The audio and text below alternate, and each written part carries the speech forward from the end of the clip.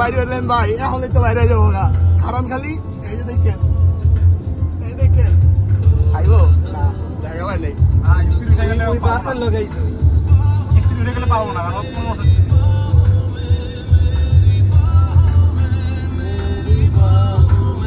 আবে ব্রেকের মধ্যে একটু পাও রাখি, তুই এক্সেলারেটরে পাড়া দিয়ে রাখি। না আমি সাইন্স দেখছিলাম। হ্যাঁ, তুই ব্রেকের উপরে একটু পাও রাখি। আর পা লাগা লাগবো না ভাই। কি কর? কি কস বেটা? ওস্তাদ সজল, গাড়ি চালায় কত? ওস্তাদ সজল।